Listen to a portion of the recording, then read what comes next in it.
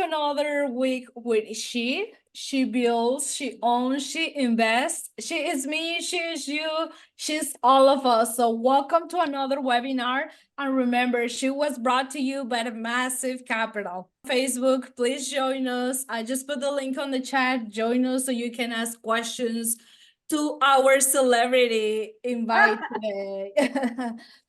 All right, so we're gonna tell you a little bit about Massive Capital, who we are. But before that, just want to remind you that she is on a mission to help 1 million women create generational wealth through real estate.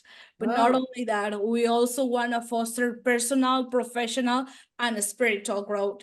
So Maria, tell us a little bit about Massive Capital.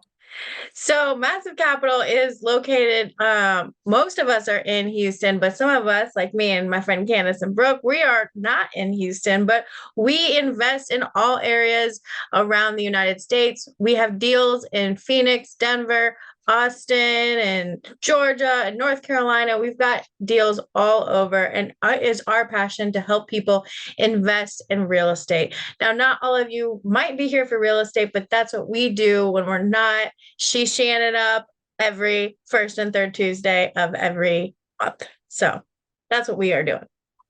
Awesome. Just wanted to add, we are like a one-stop shop. So we can help you taking down the loan, education. We have a strong asset management. We have a strong investor relations team. So we just want to accelerate what you have. So yeah, that's a little bit about us. This is we're super happy to announce that we have slightly over $500 million of assets under management. So that's huge. That's massive. That is huge, right? All right. So for those ladies looking to start investing passively in multifamily, we have an opportunity. Actually, after this call, we're gonna go at 7:30 and present this amazing opportunity in San Antonio, Texas. If you're looking to invest, or even if you're not ready just yet, I invite you to join us so you can learn about what we do, the team, the returns, and all the good stuff. And these are the deals that we closed last year. As you see, we're very active. I'm not gonna go to all of them, but those are our credentials. Awesome. So disclaimer, this is not a financial this is not a financial advice. We're no lawyers. We're no CPAs. All the speakers that we bring, they offer either services or products, and it's your responsibility to do your due diligence before getting into business with any of our speakers. Alrighty, Maria, please. Oh my gosh. I'm so excited to introduce Miss Victoria Woods. She is the founder and CEO of Chapel Woods Financial Services. As an author, radio show host, television contributor, and nationally recognized speaker, she lives by the motto, the one who says it cannot be done should never interrupt the one doing it. Victoria has been doing it for more than 30 years, working with high net worth women across the United States. As an advisor to millionaires, she knows what it takes to run a successful business, grow wealth, and keep it. Victoria mixes wit and wisdom with her book, It's All About the Money, Honey, as well as on her weekly radio show with the same amazing name. She has played an instrumental role in guiding national state policies. Victoria was appointed to serve on the White House Conference for Small Business by President Bill Clinton and helped influence legislation for what became known as the Roth IRA. She helped write the legislation that became the passport to financial literacy, requiring that all Oklahoma students in the 7th through 12th grades receive personal financial education. She is a fierce advocate for women. She has been named as one of the 50 most influential women in Oklahoma City by the Journal Record, and in 2022 was named by Known Women as one of the 100 women to know in America. She was appointed by Oklahoma governor to serve as the commissioner for the Oklahoma Commission of the State of Women, a role she fills to this day. She is a frequent mentor to young women seeking to grow personally, particularly in the financial industry.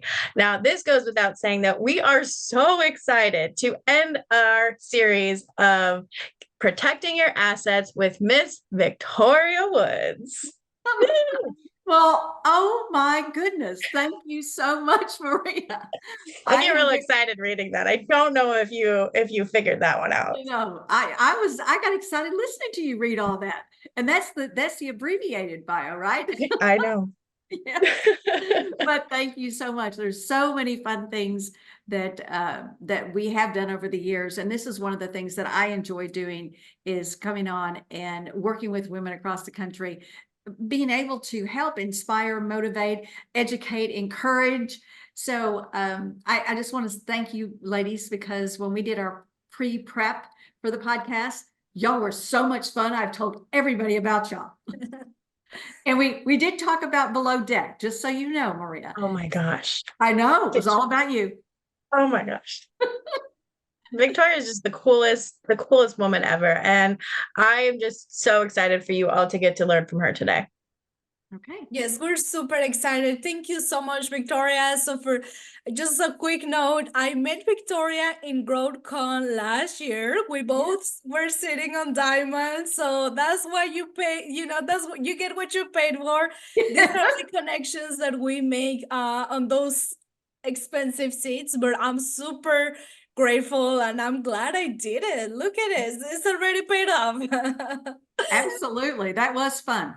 Awesome. So tell us a little bit about your real estate journey, because you've been in the financial industry, you have done some investments. So let's just start in real estate. So tell us about that journey. Well, there's so much to tell. And there is in my book, it's called The Perfect Bullseye. And I didn't even know what that was in real estate. But let's start with the fact that, yes, I have been very successful with my real estate investments.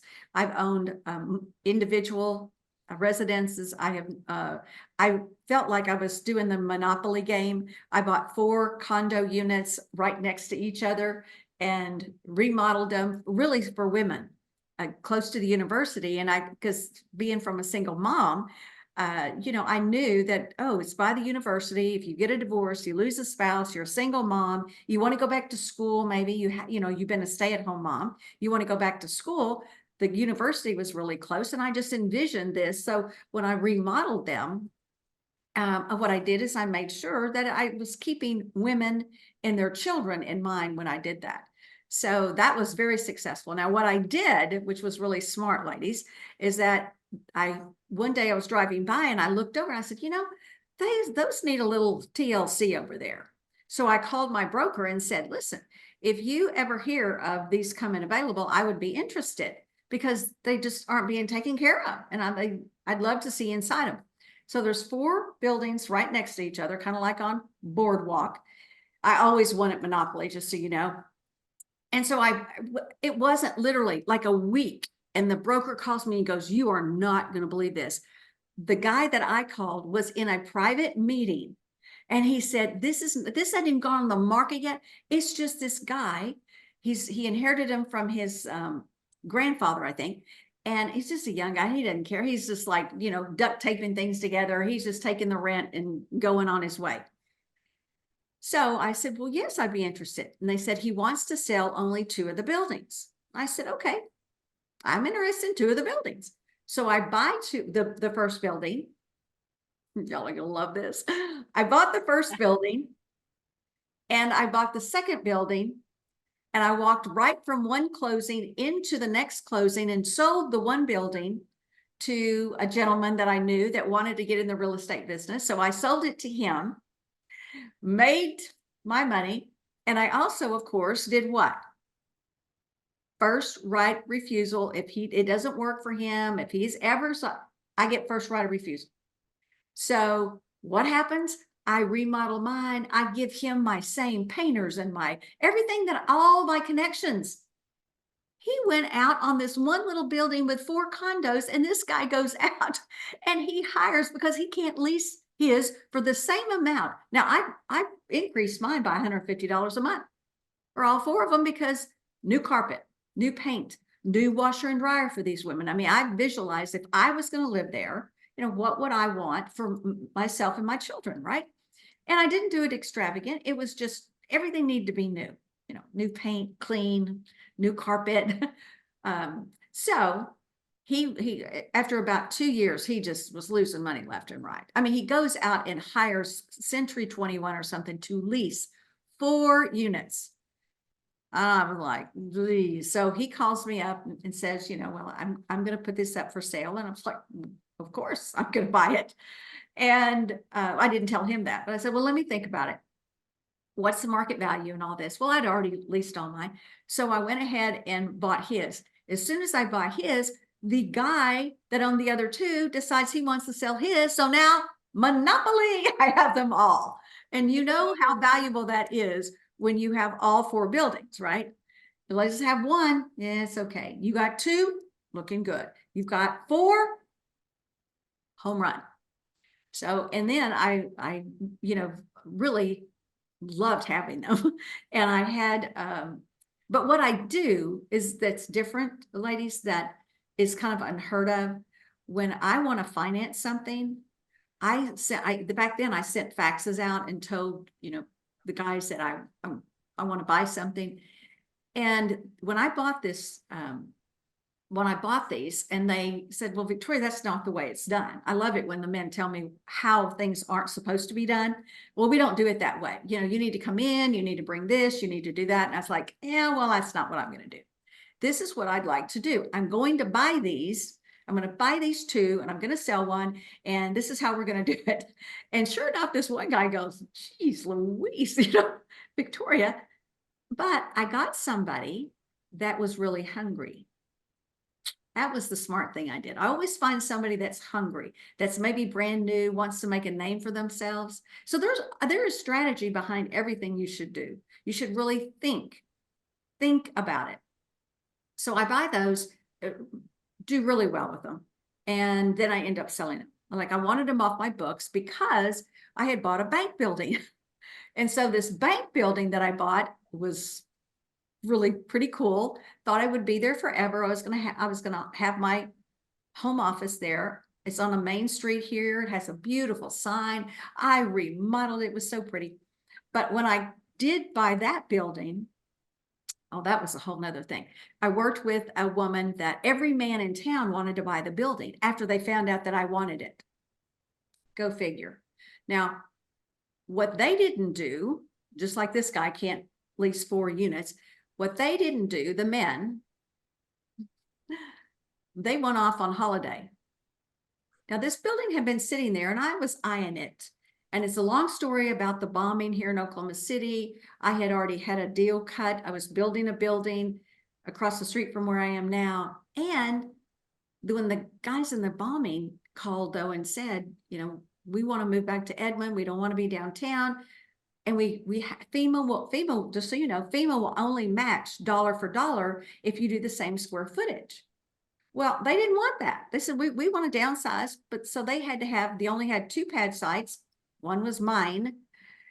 But of course, when that guy called me and said, I need your help, I said, they were in the bombing. Of course, I'm going to give up that property to them. And then I went and found this little bank building, but I kept waiting. And it's always about just watch, wait. And it needed it was, one of those cuticle things that was kind of yellow and yucky looking and yucky kind of carpet. I could visualize clean, beautiful. The space was beautiful. The outside was beautiful. What do? I wait till Christmas. And what do I think? What happens in December, ladies? Think. Everybody starts in Thanksgiving. It's like the world is over. It's the holidays and I'll just wait till next year. All of this stuff. No, I don't do that. I think, if I were the bank, I would want to get this off my books before next year. Mm-hmm. That's what I would think. So I'd really be open to any kind of a good offer, right? This is about a 2,200 square foot, beautiful building, flagpoles, great landscaping up on a hill. Felt like a little princess up there. Well, sure enough, I decide to buy it and I make an offer, and I called that same broker that did my other condos and told him, all you have to do is make the offer. I've done my due diligence. I've already talked to the listing agent. This is all you got to do is present the offer. He called my husband, big mistake, to say, you got to talk to her. This is embarrassing. This offer she's making them is embarrassing. And I said, oh, give it right back to me. I said, you're 3%. It's okay. You don't have to do it. That's your job. Your responsibility is you didn't do any of the work to get this paid. All you got to do is make the offer, counter, make sure, you know, it's set up properly. And I get my settlement statement 3 days before. That's another thing I do that they go, well, you can't have it 3 days before. So what do? I convince him to make the offer. And he's so embarrassed. But he comes back to me and he goes, well, of course they rejected it. I said, well, that's their job. You didn't think that that's their job to reject it and counter. And they didn't counter though. They said that we just can't accept that. And I said, okay, so what do? I write them a letter about what a great little building it is. However, I've done my due diligence and these are issues that I see. It's up on a hill. So that's kind of not really a good idea. You know, the steep hill could be dangerous during ice, and, you know, there's going to have to be remodeling inside. And, you know, I listed like 4 or 5 things. And I said, this is my final offer. Oh, and here's a $10,000 check to go with it. Ah, well, they were just like, we will accept it. They accepted what I was already originally going to pay, right? But then every guy in town wants that piece of property all of a sudden after I cut the deal.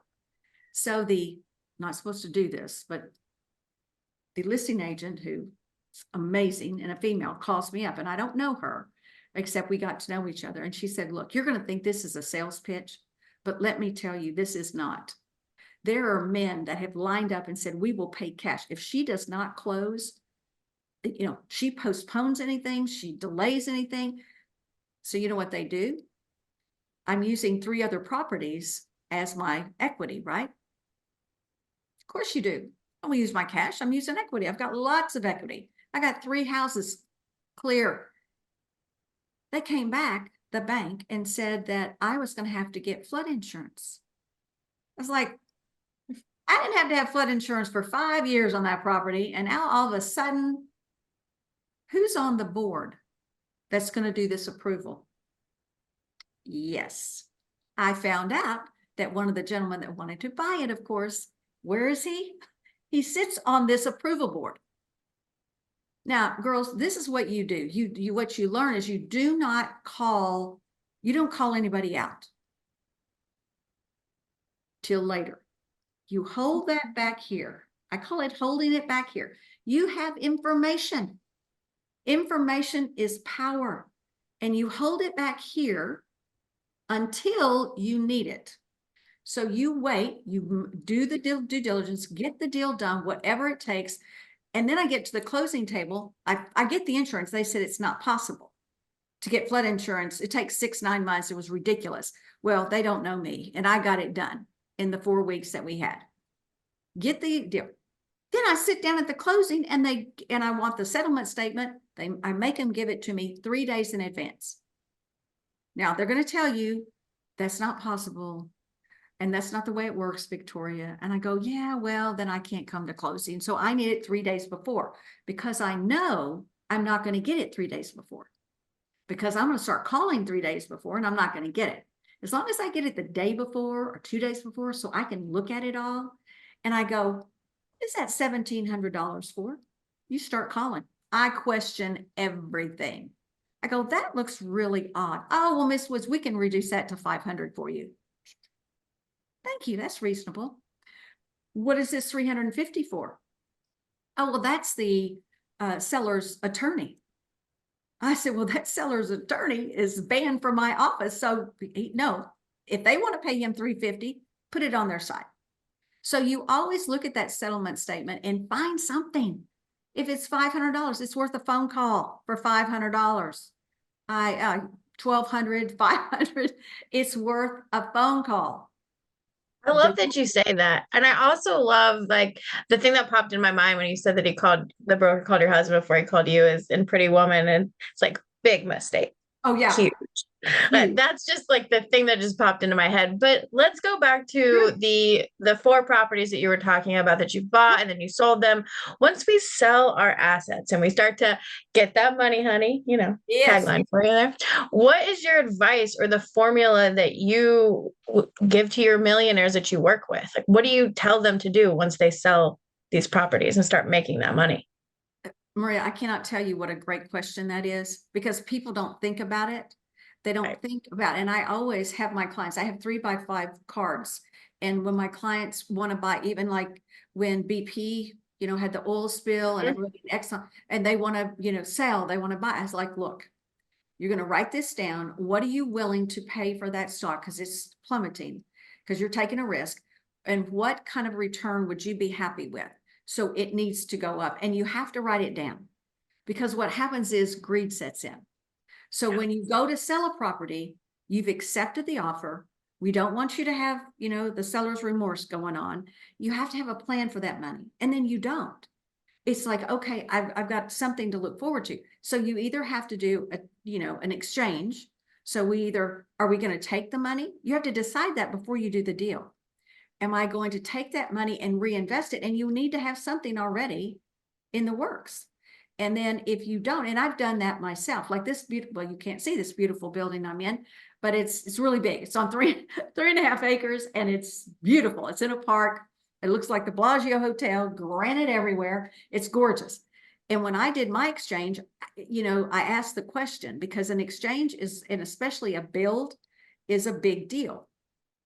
So when I sold the bank building, that was the big deal, because I bought it for 125 and sold it for $1 million in 3 years. So that was pretty sweet. And again, all the men told me, when they offered me 350,000, oh my gosh, take the money and run. I was like, well, thank you.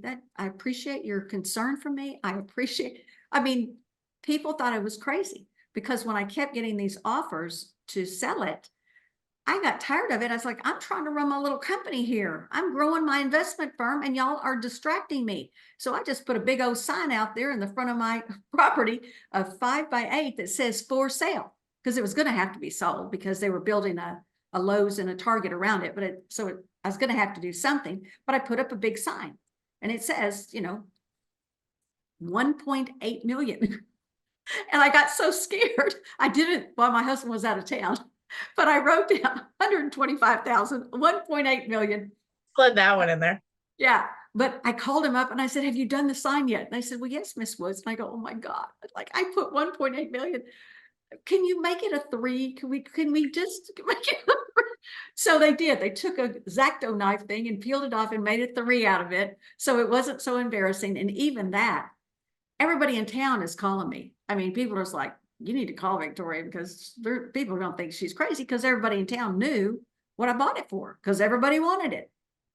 So, those are things you do. You make sure you have a plan before you sell, because if you don't, there is that tendency to have that seller's remorse and, oh, did I do the right thing? Did I get to the top of the market? Which is the perfect bullseye. In my book, it talks about these real estate deals and gives you kind of a guideline that just because these are the rules and this is what everybody else does, doesn't mean we have to play by those rules.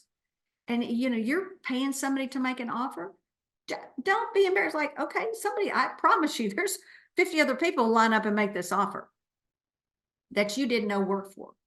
And there'll be 50 people that want to say, if you've done all the work yourself, which I had, but you do things smart, just like I made the offer in December, and it's just smart. And when I went to sell the 4 buildings, I told them I wanted to sell and get it off the books in December. And they kept saying, why is she pressing us? So, if you want to buy them, I want to close before the end of the year. And they would get all upset. These gentlemen, they're like, okay, we need to talk to her. So they met me at Panera, and I thought, this Yahoo realtor, I'll do your job for you. So I sit down with them, cut the deal. But they kept saying, why by the end of the deal? And I would say, well, it's just tax reasons. There's no tax benefit or reasons. It's none of your business. I wanted to move on with my investment, that I wanted to take that money, pay my capital gains, and I wanted to reinvest. It's none of their business. You know why? But you can make something up. You just tell them it's for tax reasons. And they kept going, like scratching their heads, like, what does she know that we don't know? We're real estate developers. What does this little girl know that we don't know? And I just kept saying, well, I said, it's just for tax purposes, but no, if you want to buy them, this is the deal. We're going to close. These are my terms. I've accepted your offer.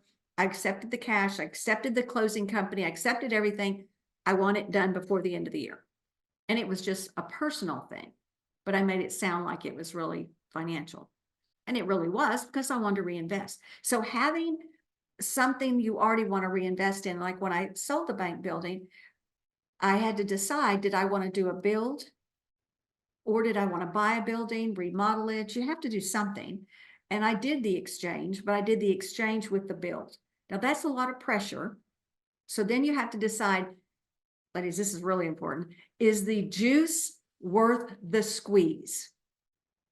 And when they showed me it was $250,000, I went, worth it.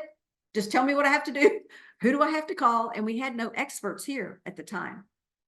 And I had to use a company out of Arizona. I had to use a company out of Arizona to do a build, because we really just didn't have the expertise that I could find here in Oklahoma. So that's my best tip on why you want to have something to invest in, whether it's real estate. And if you're heavy in real estate, like I've always been really heavy in real estate, why do you think that is? I'm an investment advisor, strategist to millionaires, stocks, bonds, mutual funds, alternatives. I own an investment in a winery. I have, I have other investments, but I'm heavy in real estate. Why do you think that is? It's not a trick question. I've been very successful in real estate. So my portfolio, gets very heavy. So when I earn money, I have to load up my investments side of my portfolio, because I'm out of balance. And that brings us to something that's critically important for all you ladies. And it's something that I give out free. I created something called the Gold Bucket Optimizer. And that is something that you should have a copy of, girls. If you don't, I thought we discussed that. You get that Gold Bucket Optimizer, and it's on one sheet. It shows you where's my money, honey. Right at the top, it says, where is my money? And you should have it to say, okay, this is how much I have in cash, because that's your liquidity for an emergency, and I separate mine. I've got, when we talked about this, I don't know if we should tell everybody, I have a lot sitting in cash. When we started talking about it in our pre-prep, I was like, dang, I've got a lot sitting in cash. I'm looking for an opportunity though. So when an opportunity comes along, then I'm prepared for that. So I don't tie everything up. So I have emergency type money, and that can be 15,000, 100,000. It's up to you. In my book, I talk about if Oprah Winfrey only had $100,000 in her checking account, she would think that she's, oh my God, the world's coming to it, and I'm dirt poor. So we want to make sure that it's appropriate for you. So she may have 5 million, 10 million sitting in cash. Whereas we would have, and people ask me what's the average, and there's really truly not. It's whatever makes you most comfortable. I said, what's like for me, when I was younger, my whole issue was to have cash that I could go out and write a check for a car. Now, I grew up extremely poor. We did not have lunch money. We had to, put pennies together to get 25-cent gas back in the day. The car would break down. I mean, it was just icky to me. So my big issue, and when I got married, I told my husband, there's going to be enough money sitting in that if something happens to my car, it will be parked on the side of the road. I will have somebody come and get me, and I'll go to the dealership and buy a new car. I just don't deal with car problems. Now, I've been very fortunate that I've not had to do that, but I have very nice cars, but I write a check for them because I just don't want that issue. So having money, knowing how much I have in an emergency fund or for investments, and I separate that in the liquidity account. And then you have what portion of my assets are protected. So that's the second column, second bucket. And where is that money? So you should have, and again, people say to me, women all the time, Victoria, how much money should I have over there? And I said, well, women think differently than men.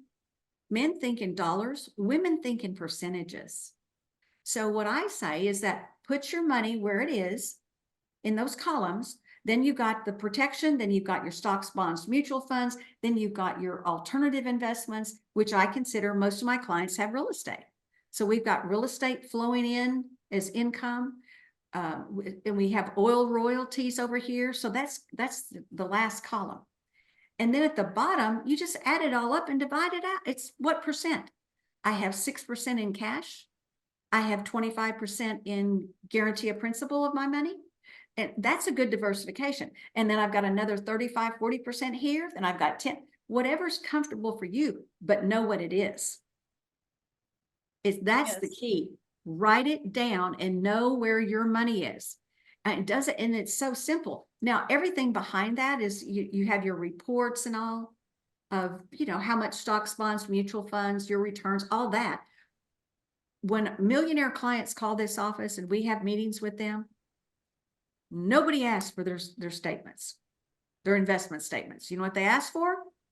Gold buckets. Because it's all on one sheet. It is simple to understand. You can put it in pencil and you can change the numbers and go, you know what? I am really heavy right now in real estate. When I sell that real estate, where am I going to put it? Am I going to put it in stocks, bonds, and mutual funds in that strategy over here? Or am I want more in protection? It's easy to make a decision. Can you talk a little bit about that? Because some of us, like most of our assets get sold after 5 years. So all of us are gonna be facing that. Where would you advise to put that money, diversify the portfolio and all the profits from those sales? That's a great question, Jasmine. And the fact is that just what I said, you first have to know where your money is. Then you have to decide, what do I feel comfortable with? And I'll give you an example. This client who just texted me a while ago, but this client, we are very diversified, and she's older now. And she said, I don't want more than 50% of my money in the market. And it's a lot of money. We're not talking $1 million here. We're talking multi-million dollars. So she said, I don't want more than 10 million, I'll just tell you, in the market. So I want no more than 50%. Well, what happens is, whether your real estate, you sell your real estate, and she's had a lot of real estate we've sold, or if it's your investment accounts go up. So let's use investment accounts. They go up really high. So we look at it, and she was 75%. That's what it gone up to, 75%. She was so happy. We went through the reports. She's just as happy as she can be. And like, it's time for wine. I said, well, there's one more thing we have to talk about. Now, you charged me with the fact that, because we have what's called an investment policy statement. And that simply is an agreement of how you want your money managed. Aggressively, if you want it very conservative, like you're in preservation, it's they're just statements saying, and part of that statement is, I don't want any more than 50% of my money in the market. I'm getting older, it's volatile, I don't want it. So I have to tell her, okay, now let's look at this.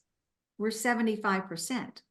Now you can change your mind and say this is okay, or we have to go back in and then readjust. And what she decided to do is, we took several million out and we bought her a guaranteed principal, $1.2 million, in an annuity to build up. And so now she was diversified again.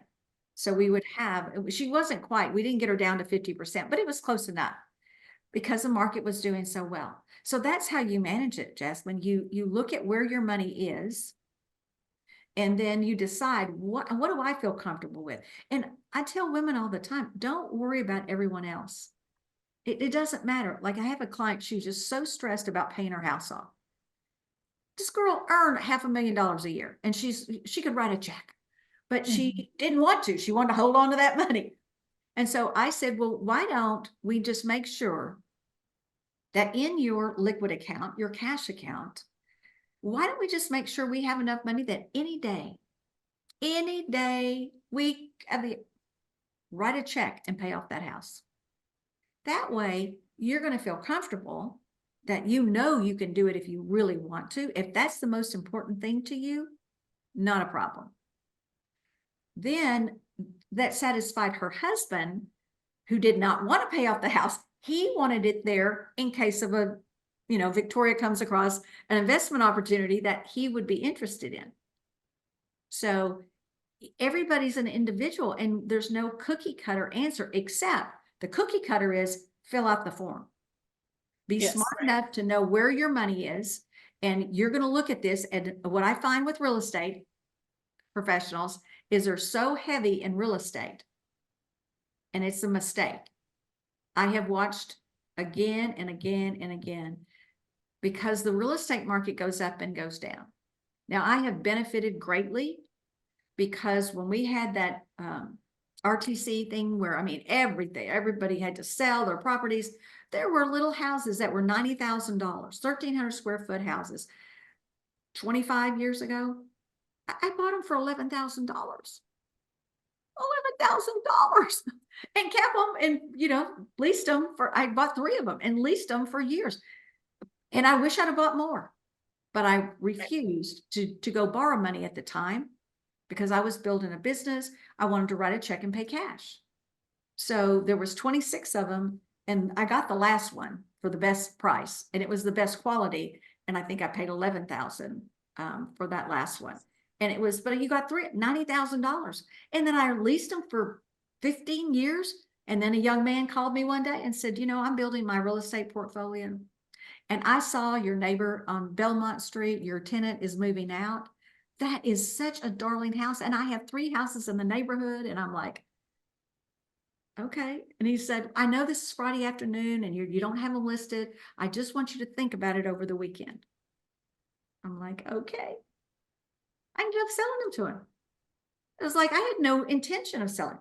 No realtor fees, no nothing. He calls me, sweet deal. When I started looking at what I had earned over all those years, and again, I designed those for couples because they had a yard, washer and dryer, put a grill in the back. I did that because, again, the university was right there, but I thought about young couples getting started.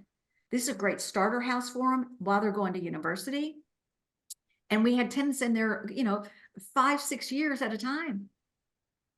So it's just being smart about it. To me, it's really a lot of common sense when it comes to real estate.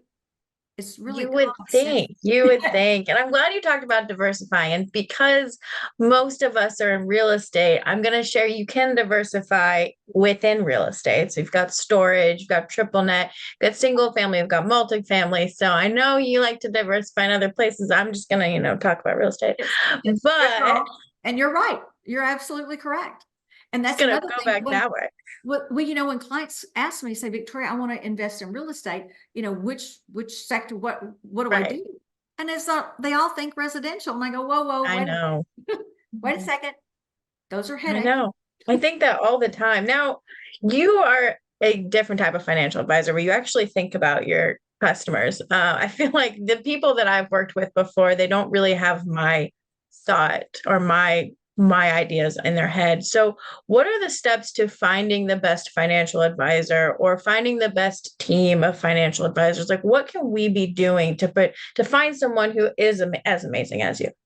Well, thank you very much. And if you're not, all of you, I'm sure, if you're not a millionaire yet and don't qualify as a client of ours, I'd be honored to work with any of you ladies and help you get there as quickly as possible. What I would do is just get smart about this. And getting smart means what? Educating yourself. You can listen to my radio show. We talk about this all the time. In my book, it's all about the money, honey. In my book, I have, see, this is why I don't like this thing. In my book, okay, there you go. Let's hold it still. In my book, I have, I give you questions to ask. Now you can ask someone, as a referral. The problem with that is you don't know if you qualify. You don't know what they need. So I give you a list of questions. Now, let's be honest. Anybody can Google a list of questions. I'm busy, financial advisor, interviewing financial advisor, the problem with that, there's a big problem. Anybody? The problem is, if I list all these questions, if I don't know the answers, it does me no good. So what I did in my book, I gave you the answers to the test. Yes. So I would say, when you go and ask them about this, XYZ, and they say, this is what they should say. If they don't, you just stand aside, shake their hand. Don't waste your time. Just shake their hand and say, thank you very much. I've just really enjoyed meeting you. I'll get back with you. You can say whatever you want. Leave. If they don't want to talk about their fees, what do they charge? How do they charge? Leave. If they tell you we're not holistic, if you want something to be comprehensive, and in my book, I show you, you need a real estate professional, you need a mortgage professional, you need a banker, these are your team. And that team, your CPA, your estate planning attorney, that team answers question for you. I have this young man named Sean down in Florida, and his big problem, he had a huge inheritance, and he is so handsome and so adorable. You just want to hug him. He just looks like a little big chubby bear. He's adorable. And he wants to really be a good steward of his money. So he's always getting advice from his mother, which is smart because she made all this money, and he's now in development in Florida. But he's telling me stories about, well, my CPA tells me this, my estate planning attorney tells me that, and Victoria, now you're sharing this, and you've told me more than those two together combined, and I pay them a ton of money. Well, I say, that's understandable. It happens all the time, darling. It happens all the time. What you want is, you want your advisor to be, and you need a premier primary advisor. Those people, now this is more work, but this is the way it should be done. They should collaborate.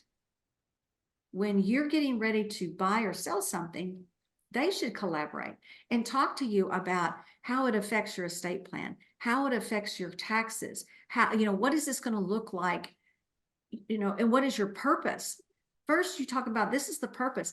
I had a lady just recently, she's in Raleigh, North Carolina, because our clients are from California to Florida. And she's in Raleigh, and she called me up. We did a Zoom, and she said the same thing. My CPAs just don't understand, and I want to buy a new house, and I want a pool. And I said, well, why not buy it? Well, the market's going up, and they say it's, not a good investment.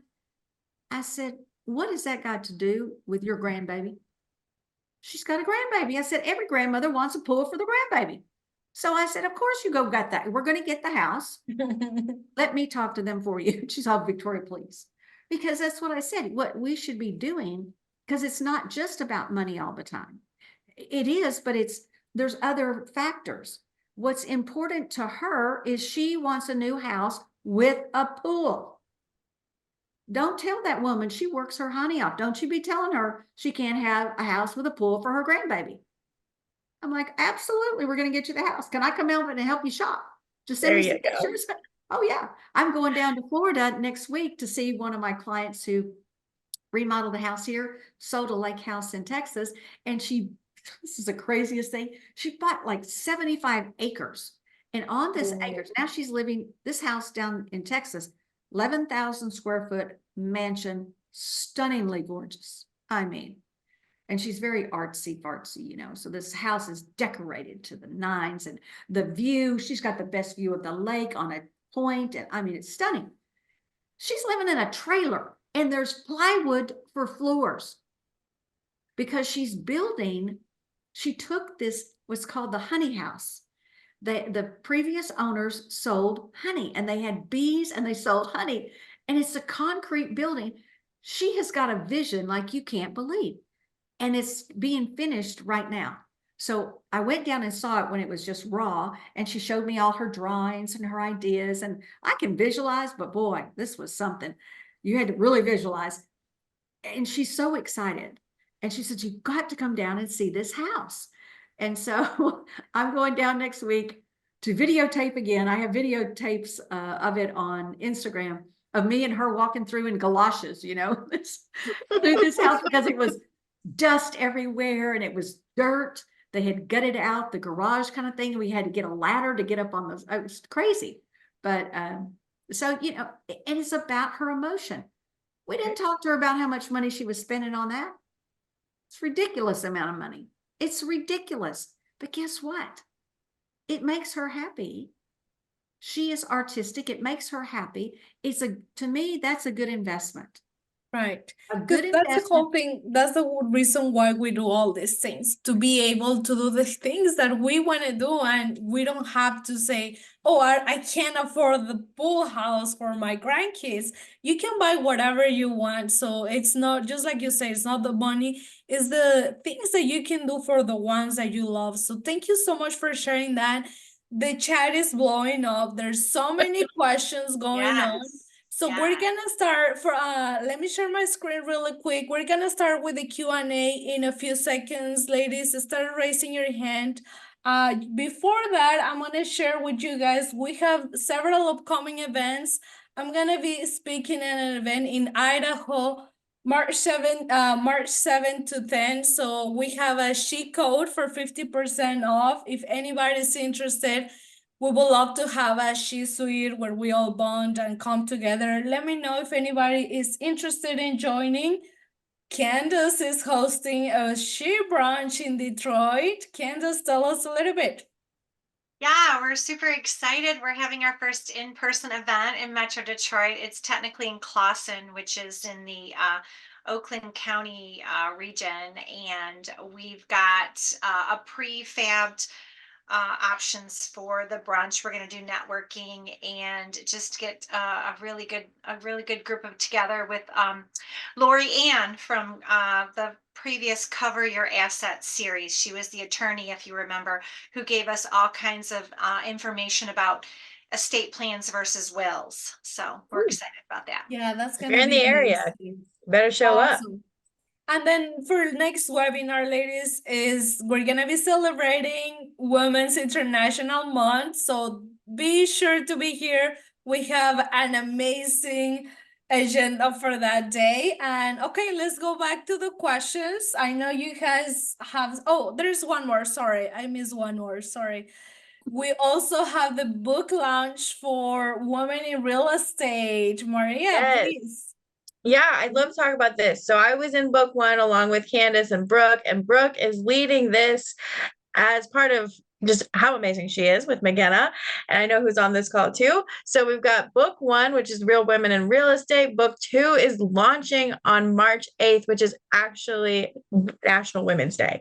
So if you are in the Dallas area, I will be there. Brooke will be there. Wait, what day is I that? mean, that is March 8th in Dallas. Victoria, I mean, if you're going to be there, like we will roll out the red carpet for all of our amazing women. We're going to be there celebrating all of those women who are in book two. We hope to see you there. And I want to go quickly to our questions. Yes, we loved seeing all of you in Austin and in Houston this past weekend. I mean, our brunches were fantastic. I see some of you on the call today. Don't miss out on our WhatsApp chat. So please join it. It's right there, that QR code. We don't want you to miss another thing. Victoria dropped some amazing bombs today. She talked about the bucket analysis, which we'll be sending out in the recording. She's talked about her book and where you can find all of that information on what to ask your financial advisor. So don't forget to click on that email and get the recording. We've got our She merch. I wish I had it on right now, but we have all of our merch that you can buy as well. And in the last 5 minutes, I want to get to some of your questions. So Victoria, one of them was from Tay, and she is asking, how do you know where to begin when you do not have a money background? And she's just starting out with money and what to do with it. What is something you can give her? So is this for real estate or is this investing? I think it's just in general. In general, well, you first start. I always say real estate has to be second and last, because usually you have the opportunity if you have a JOB, that is, you have a 401k, but you have deferred money. So you have every opportunity to defer taxes. And that's what you start with first. Now you can, and you do want to get a financial advisor. And ladies, women are better investors than men. This is proven every single year, that year after year, women are better investors by 1%. And the reason for that is because people will say to me, well, why is that, Victoria? And I said, because women are better at planning. They have a plan and they're disciplined. They don't get emotional. Men treat investing a lot of times like it's a sport. You know, they're the ones that are the big bettors. Let's be honest. They're typically the sports bettors. So they treat it like a sport. Whereas women are like, this is my money, honey. And it's going to be, I want cash and I want protection. I want to have a diversification. So when you have that, you're going to be a better investor.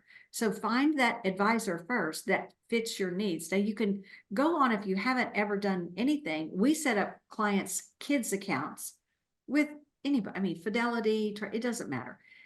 And start with somebody like Oppenheimer Funds and just do some mutual funds that just get started. Now, if you have a big chunk of change, then you really want to sit down. Let's say you sold a big piece of property, and we have this happen all the time. Clients come in, they got $5 million or $1 million. Maybe they never had $400 or, in their checking account, and they got an inheritance. So they don't know what to do, and that's happened. So you sit down and you decide first. I have this another form, and it's a 4 blocks, and it's our proprietary system where first of all, we clarify what it is that you want. We discover.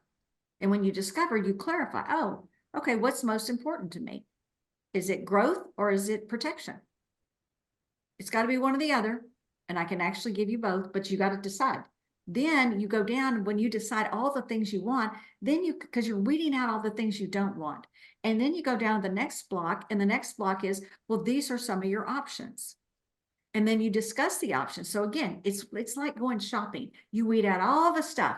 You're going to go to a job interview. You are not going to go to the lingerie department. If you're going to go to a funeral, you're not going to go to the party dresses.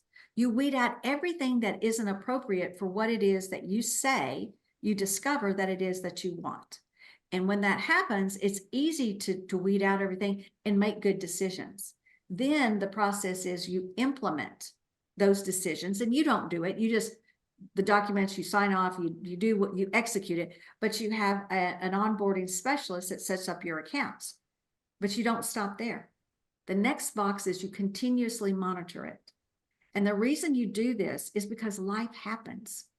You get divorced, you have a death, you change jobs, you sell a piece of real estate, you get an inheritance. I mean, life happens.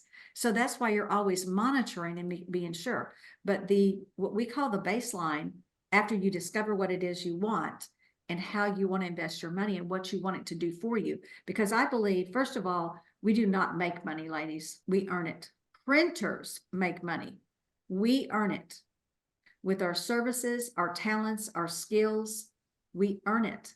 So remember that this is mine. I've earned it. Somebody just said to me this afternoon how blessed I was with, the life that I've created. And I didn't make this comment, but I did think, yes, I am blessed. And I recognize that. However, I have worked my little Southern hiney off for every single thing. Nobody can outwork me. I am up at 5 o'clock when everybody else is sleeping. I'm, when y'all are off doing holiday parties, I'm cutting a deal over here. I'm always thinking about, it's strategy to me. It's truly strategy. And it's common sense strategy. I don't even have a college degree. Let's start with that.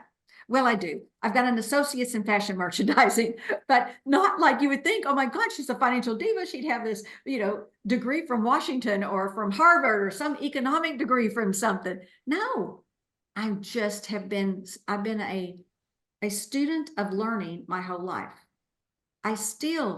Anytime, if you saw how many books are in my office, this morning when I'm up working out at 5 o'clock, what am I doing? Audiobooks. I'm learning all about Scrum. I learn about, I'm always learning about what the newest thing is. And what I find is it helps you kind of pat yourself on the back, go, dang, I'm doing all of that, but I'm not doing these 3 things. Like creating your business. That's another thing. I'm just going to speak again at TextMed on, oh, I love the one, Just Say Yes. It's one of my favorites. But, oh yeah, investing, sexy investing is another one. But this one is called Exit on Your Own Terms. And I say that because I create my own terms. When they tell me you can't do it this way, you cannot just fax in, Victoria, and we're going to, meet with you and give you a loan. And I go, okay, well, that's okay, but somebody will. And they did, of course. And then they call me up and say, oh, well, we want to talk to you now. I go, sorry, deal's done. When I tell you I'm going to buy something, you don't give me a whole list of things that I need to provide. That's already been done. I have made the decision that I'm going to buy something. And when I make that decision, I've already done all the due diligence. I've already prepared all the documents. They want to give you this. When you get all this together, call me. I go, okay, well, I have that. Why don't I see you tomorrow morning? Done deal. Close the deal in 24 hours. And bankers love that. When you get a really good banker to work with you that way, when they know that you've already been smart enough to get everything prepared before you call them, they love that.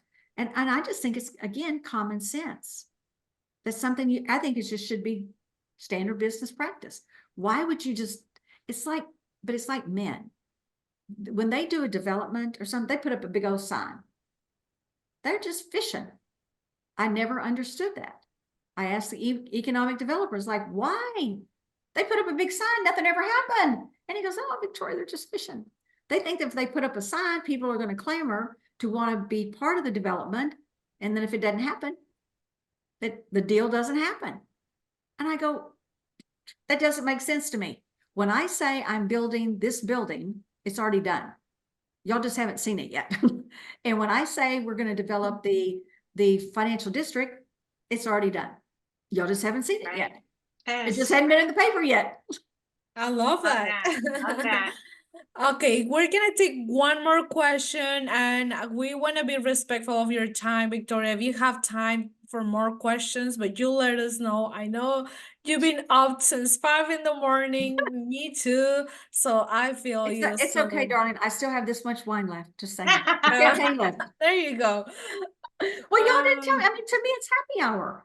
I am Yeah. missing a happy hour to be with y'all. So I said, well, we have champagne here. Stop There by you go. anytime. All right. So one more question. I'm trying to scroll up. There's so many. I had one from Okay. the chat that Please go. yeah, Tay had asked, once you've sold a property, how do you decide what you do next? What was the question? It was back when you were talking about, the exit strategy. Well, it depends on what you want to do. You have to sit down and discover what you want to do. And I always say, do that before you sell. When clients come in and say they're going to sell their business to employees, or what are we going to do with those funds? I start with that before we ever do a deal. What do you want to do with those funds? And you don't have to decide. Your advisor should be that person you sit down with and say, I got this offer. And when I talk to business owners about being prepared, because I was not prepared. I thought I was going to buy that little bank. I was going to office there forever. I was not prepared for an exit strategy if somebody came along and offered me stupid money. You have to be prepared for that. So as a business owner, there's two things you do. You prepare when you have real estate, that if somebody comes along. I had this client in California, and they bought acreage for $6,000 and got stupid money offer. And it's a lot of acreage. They're farms. If you eat bell peppers, they're the people from Mexico to Canada, 24/7, every day of the year. Red, that's what they're known for. Red, green, yellow, very expensive, very good quality. But they got offered $30,000 an acre. Wow. So they call me and said, Victoria, we've got this offer, and there's 3 partners, and 2 of the partners want to sell and 1 of the partners does not.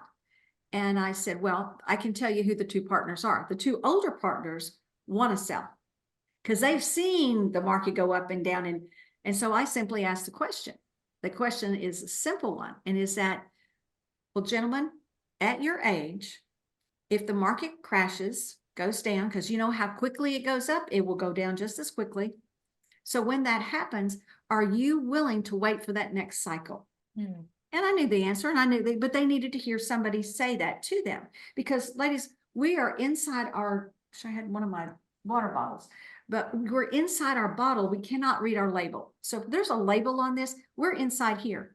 Just having somebody to talk to about it, you know the answer, but somebody just has to present it in a way like, oh yeah, Victoria, that's a good point. 6,000 to 30,000. They convinced the younger buyer, the younger partner, Mark, to go ahead and to sell. And then it crashed, and it was in September. The deal didn't come through, and they gave them a lot of money to put the deal together, and then it fell apart. Then it went up to like 50,000 an acre. Wow. Came back at 50,000. Then when they finally sold, and we earned a great deal of money, obviously. So when it sold, and they leased it back. So they're still growing. I mean, it's not like they're all going to retire. We had a plan. They're going to lease back the land and still grow peppers. But I go out to visit them, and we're riding in his Escalade, and I'm behind the one partner that called me. His name is Chuck. He's the one that's always saying to me, you know, well, Diva, is the juice worth the squeeze? That's always his question to me, because he's like me. I like simple. If it gets too complicated, oof. But we did a lot of Roth accounts, and they have millions in Roth accounts you can put into real estate, you can put into Roth. So it was all tax-free money, girls. Put that money, and it was Deloitte Touche that put that deal together. And there's a loophole in the tax system where you can fund things with a Roth account, and it's all tax-free. That's a whole nother story about how we saved them like $300 million on those deals. But when you're looking at that, and I'm with him, and we're driving, he has to drive by his property. And he looks, and he sees a sign, and it says, for sale, $80,000 an acre. And I say to him, I just pat him on the shoulder. I said, and he's just like, you know, I left money on the table. So I pat him on the shoulder. I said, Chucky, we got the money. They got a sign. Right. And guess what happened? Guess what happened? It gets better. You wouldn't think it could get better. The market crashes right after that. I mean, within 6-9 months, goes down. They go out of business. The guys go back in and buy it back at $6,000 an acre. I know. I got some farmland too, Victoria. That's awesome. So there are just, you know, those things do happen out there, guys. They really do. They do happen. And it's fun to be a part of that when you see a deal come together, especially good people. And these guys they're really great guys, and do so much for their communities and in Coachella Valley. So they sponsor everything, boys and girls clubs, you know, everything. So you like to see that happen. They go out, and this guy one time bought a pen full of pigs or something from the Farmers of America before I was sitting there with him going, what are we going to do with these pigs? He goes, oh, Victoria, I just bought them. I'm giving them back to the kids. I'm like, okay. I didn't understand that. Your Christmas gift. give them the calf back, they buy it. The kids raise them and everything, they buy them. And then most of the time, these guys give it back to them. Wow. I know. That's great. Yeah. So What a great story. What a great story. Yeah. What goes around, remember this, what goes around comes around. What you put back, out, you're going to get back, as long as you just keep putting good. But the key to that is, this was a hard lesson for me. You put the good out all the time in one direction. And when a windfall happens to you, and like this guy sits down next to me at an event, and I find out that they're going to build a Target or Lowe's, or just rumors all around, you're building, and you're going, where is it exactly? I mean, you're in a room with 500 people, and the guy that's doing it is sitting next to you, and he doesn't know you, and he doesn't know you own that building. It's a godsend. It's a blessing. It's dropped in your lap. And when that happens, you can have a tendency to feel guilty. Do not feel guilty. I did for a long time. It's like, I didn't do any work for that. but you've slaved over here. You have helped so many people. You have been generous and supported people, missions and all these things that you've done. It just doesn't always come back in the direction that you give it out. Amen. What a great thing to end on. Thank you so much, Victoria. This has been amazing. I'm pretty sure the ladies drop a heart in the chat. Let us know. We need to Thank have you back, Victoria. We need to have you back because this was amazing. I would love to we'll talk about investments. We'll talk, well, there's more stories. So there's always good stories. And I would rather spend time just answering questions, honestly. So now that we know Victoria's got all these stories, but my book, do get the book if you're looking for a financial advisor. And if you want to reach out to me, please do. You have all the ways to get in contact with myself and my team. We have an office in Dallas. We've got one in Fort Worth and Arlington, here in Oklahoma City, but we do have clients that we work with from coast to coast with Zoom now. And if you're in a really cool city like Detroit, then I might even just come see you. So what's the name of the book, please? Pardon me. yes, it's all about the money, honey. Yeah, I dropped it in the chat earlier. I'll repost it right now. And there's the original is this one. That's the one I think it was on the chat. Yeah, and this is the second edition. This just came out in November. Okay. Yeah, with all updated data. It's all updated. Yeah.